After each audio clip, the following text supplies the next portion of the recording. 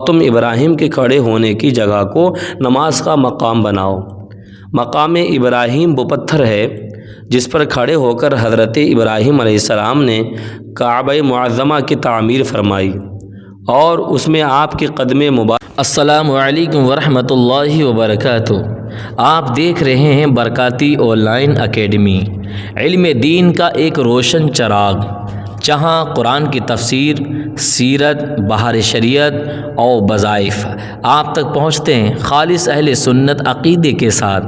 کوئی تصویر نہیں، کوئی موسیقی نہیں، بس حق بات، علم نافع اور عمل صالح کی دعوت۔ ہمارے ساتھ جڑیں اور دین سیکھیں آسان زبان میں، اور سبسکرائب کیجئے، شیئر کیجئے اور علم کی اس روشنی کو پھیلائیے۔ نحمدہ ونصلی علی رسولہ الکریم، اما بعد فاعوذ باللہ من الشیطان الرجیم، بسم اللہ الرحمن الرحیم۔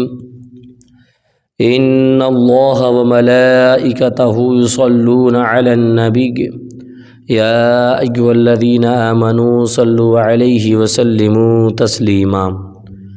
اللہ رب محمد صلی اللہ علیہ وسلم، نحن عباد محمد صلی اللہ علیہ وسلم، صلی اللہ تعالی علیہ وسلم۔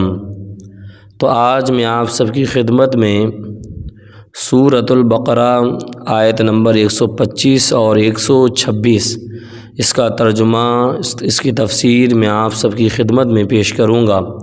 تو پیارے، آؤ سماعت کرنے سے پہلے اچھی نیتیں کر لیں۔ حضور کے حدیث پاک نیت المؤمن خیر من عملہ، یعنی مسلمان کی نیت اس کے عمل سے بہتر ہے۔ میں بھی اچھی نیت کرتا ہوں، آپ بھی اچھی نیت کر لیجئے۔ تو چلیں سماعت کریں۔ بسم اللہ الرحمن الرحیم۔ وَإِذْ جَعَلْنَا الْبَيْتَ مَثَابَةً لِلنَّاسِ وَأَمْنًا وَاتَّخِذُوا مِن مَّقَامِ إِبْرَاهِيمَ مُصَلًّى وَعَهِدْنَا إِلَىٰ إِبْرَاهِيمَ وَإِسْمَاعِيلَ أَن طَهِّرَ بَيْتِيَ لِلطَّائِفِينَ وَالْعَاكِفِينَ وَالرُّكَّعِ السُّجُودِ۔ ترجمہ: اور یاد کرو جب ہم نے اس گھر کو لوگوں کے لیے مرجع اور امان بنایا۔ اے مسلمانوں، تم ابراہیم کے کھڑے ہونے کی جگہ کو نماز کا مقام بناؤ۔ اور ہم نے ابراہیم و اسماعیل کو تاکید فرمائی کہ میرا گھر طواف کرنے والوں اور اعتکاف کرنے والوں اور رکوع و سجود کرنے والوں کے لیے خوب پاک صاف رکھو۔ وَإِذْ جَعَلْنَا الْبَيْتَ، اور جو ہم نے اس گھر کو بنایا۔ بیت سے کعبہ شریف مراد ہے اور اس میں تمام حرم شریف داخل ہے۔ مثابتاً سے مراد بار بار لوٹنے کی جگہ ہے۔ یہاں مسلمان بار بار لوٹ کر حج و عمرہ و زیارت کے لیے جاتے ہیں، اور جو نہ جا سکے وہ اس کی تمنا ضرور کرتے ہیں۔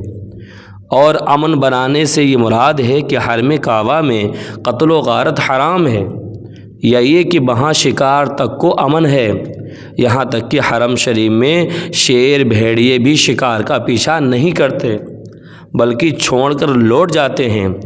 ایک قول یہ ہے کہ مومن جب اس میں داخل ہو کر عذاب سے مامون ہو جاتا ہے۔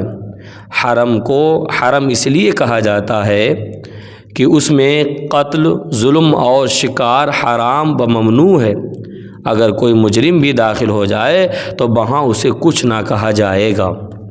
وَاتَّخِذُوا مِن مَّقَامِ إِبْرَاهِيمَ مُصَلًّى، اور تم ابراہیم کے کھڑے ہونے کی جگہ کو نماز کا مقام بناؤ۔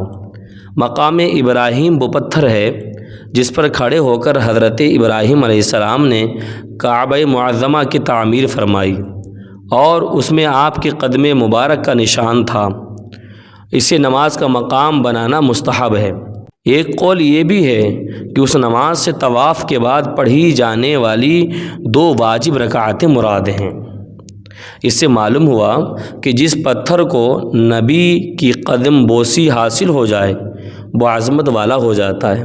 اور یہ بھی معلوم ہوا کہ نبی علیہ الصلاۃ والسلام کی تعظیم و توحید کی منافی نہیں، کیونکہ مقام ابراہیم کا احترام تو عین نماز میں ہوتا ہے۔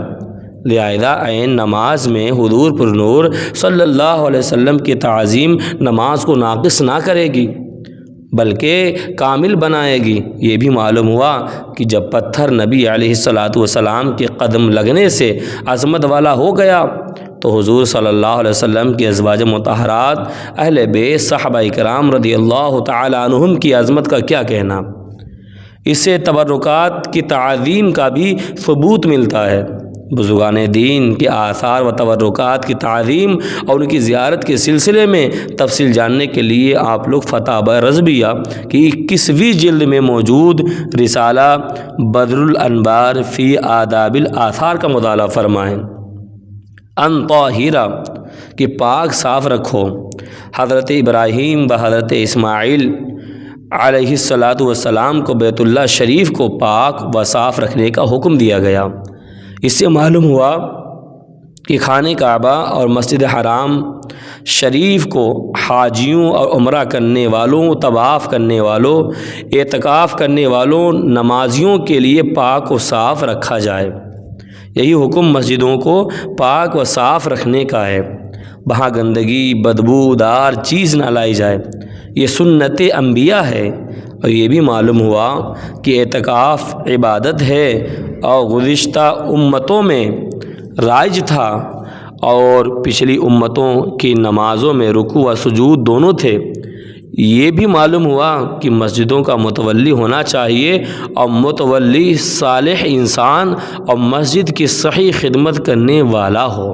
ایسا متولی ہو جو مسجد کی صفائی رکھ سکے، جو مسجد کو گندگی سے محفوظ رکھ سکے، تو ایسا شخص مسجد کا متولی ہونا چاہیے جو صالح ہو، جس کے دل میں اللہ کا خوف ہو، خدا کا خوف ہو اور آخرت کی تمنا ہو۔ وَإِذْ قَالَ إِبْرَاهِيمُ رَبِّ اجْعَلْ هَذَا بَلَدًا آمِنًا وَارْزُقْ أَهْلَهُ مِنَ الثَّمَرَاتِ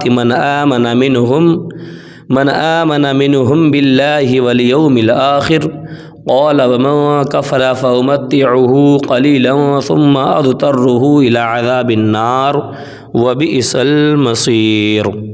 ترجمہ: اور یاد کرو جب ابراہیم نے عرض کی، اے میرے رب، اس شہر کو امن والا بنا دے اور اس میں رہنے والے جو اللہ اور آخرت کے دن پر ایمان رکھتے ہوں انہیں مختلف پھلوں کا رزق عطا فرما۔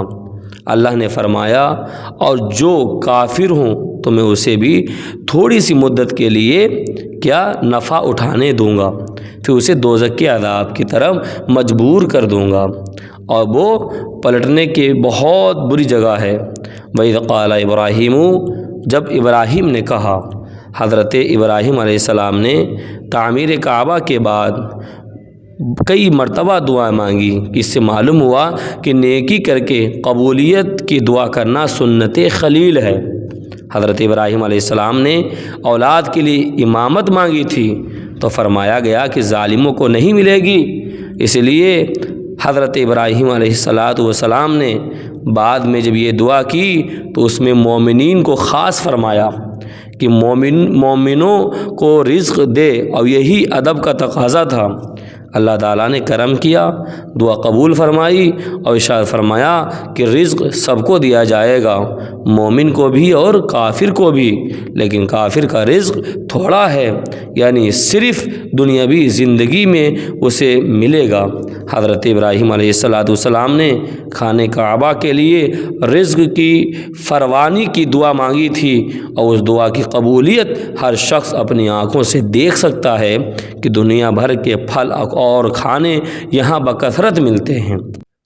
تو آج کے درس کا یہیں پہ اختتام کرتے ہیں۔ آپ نے سماعت کیا، پیارے اللہ تعالی ہمیں آپ کو جزائے خیر عطا فرمائے۔ قرآن کے تفسیر کے درس سے آپ سبھی ذرا جڑے رہیں، انشاءاللہ آپ کو بہت کچھ حاصل ہوگا۔ اللہ ہمیں آپ کو جزائے خیر عطا فرمائے، اور اگر پسند آیا ہو، اچھا لگا ہو تو شیئر کریں، لائک کریں، اور برکاتی آن لائن اکیڈمی کو سبسکرائب کریں۔ مجھے دعاؤں میں یاد رکھیں۔ والسلام علیکم ورحمۃ اللہ وبرکاتہ۔